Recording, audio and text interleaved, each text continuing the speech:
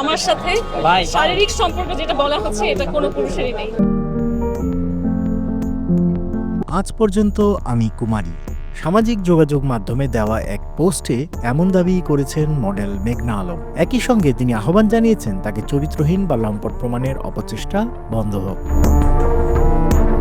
2020 সালের মিস আর্থ বাংলাদেশ খেতাবজয়ী মডেল মেঘনা আলম সম্প্রতি নিজের ফেসবুক পেজে এক দীর্ঘ পোস্টে তিনি এমন দাবি করেন।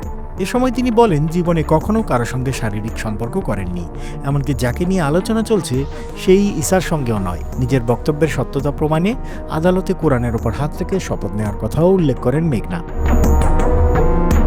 ফেসবুক পোস্টে তিনি লিখেছেন, আল কোরআন আল্লাহর সর্বশেষ বাণী। আজ আদালতে আমি শপথ করেছি সেই কোরআন হাতে নিয়ে যেটি আমাকে উপহার দিয়েছিল ঈসা, আরেকটি যেটি সৌদি বাদশাহ কর্তৃক মুদ্রিত ও সৌদি দূতাবাসের সরকারি অনুষ্ঠানে বিতরণকৃত।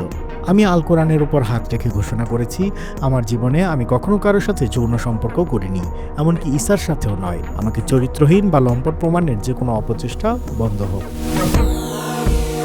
নিজেকে কুমারী দাবি করে এখনও তার সামাজিক মর্যাদা নষ্ট করার জন্য ষড়যন্ত্র করা হচ্ছে বলেও অভিযোগ করেছেন মেঘনা আলম। তিনি বলেন, আমাদের সমাজে মানুষ প্রায়ই ভুল করে। দাড়ি, জুব্বা, বোরখা দেখলেই মনে করে সেটি পবিত্রতার প্রতীক, আর কোনো নারী খোলামেলা পোশাক পরলেই ধরে নেয় সে সহজলভ্য। কিন্তু বাহ্যিক চেহারা দিয়ে অন্তর বোঝা যায় না। আমি কোরআনের কসম খেয়ে বলছি, আমি কখনো সচেতন অবস্থায় কারোর সাথে শারীরিক সম্পর্ক স্থাপন করিনি। আজ পর্যন্ত আমি কুমারী। তার দাবি, ক্ষমতাধর কারো সঙ্গে বিয়ের সম্পর্ক ভেঙে দেওয়ার পর থেকেই তাকে মিথ্যা মামলায় হয়রানি করা হচ্ছে। পোস্টে তিনি আক্ষেপ করে লিখেছেন, শুধুমাত্র ক্ষমতাধর কারো সঙ্গে বিয়ে ভেঙে দেওয়ার কারণে আমাকে মিথ্যা মামলার মাধ্যমে হয়রানি করা বন্ধ হোক। সর্বশেষ তিনি লেখেন, ইতিহাসে বারবার নারীকেই অগ্নিপরীক্ষা দিতে হয়, অথচ পুরুষ থেকে যায় প্রশ্নহীন, নিরাপদ ও অব্যাহতিপ্রাপ্ত।